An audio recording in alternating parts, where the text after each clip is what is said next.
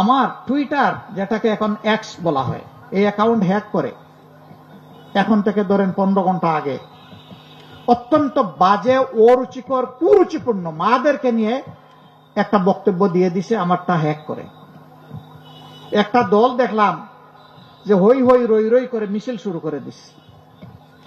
যারা মাদেরকে সম্মান করতে জানে না তারা এখন মিছিল শুরু করে দিল। মানে এই কাজ কে করেছে? ঠাকুর ঘরে কে রে? আমি কলা খাই না। মুখ লুকে লুকে বলছে আমি কিন্তু কলা খাই না। ওই কলা অর্ধেক খাওয়া অবস্থায় বলতেছে। সাবধান করে দিচ্ছি, এ কাজ করবেন না। এইটা আবার আপনি মায়ের জাতিকে অপমান করলেন। একেবারেই ইতর শ্রেণী না হলে এই কাজ কেউ করতে পারে না। আরে ভাই, আমার বক্তব্য, আমার কর্মসূচি, আমার পরিকল্পনাকে তুমি তোমার বক্তব্য, আদর্শ, কর্মসূচি, পরিকল্পনা দিয়ে মোকাবেলা করো। এই চুরাই পথে, নোংরা পথে কেন? আলহামদুলিল্লাহ, এখন আমার অ্যাডমিনের কন্ট্রোলে আবার এটা ফিরে এসেছে 7 ঘন্টা পরে ওই ঘটনা ঘটার।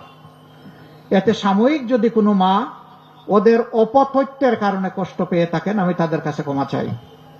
আবার আপনারা ভাই সাবধান, লিখে দিয়েন না যে উনার টুইটারে উনি বাজে মন্তব্য দেওয়ার জন্য উনি আবার ক্ষমা চেয়েছেন। আপনারা কিন্তু এটা করেন মাঝে মাঝে, 2-1 জন, সবাই না। আমি সাবধান করে দিলাম এই ব্যাপারে। আমার বক্তব্য পছন্দ না হয় সবকিছু আপনার পায়ের তলে ফেলে দিয়েন, কিন্তু আমার বক্তব্য আপনার মতো করে দিবেন না কেউ। আমার বক্তব্যটা আমার মতো করে দিবেন, যেমনটা আমি বলেছি। আমি প্রায় জায়গায় দুঃখের সাথে দেখি 2-1টা মিডিয়া এটা টুইস্ট করে, বাকিরা এটা নিয়ে কাড়াকাড়ি করে ঝাঁপাইয়ে পড়ে। আরে ভাই, আপনারা তো জাতির বিবেক রে ভাই।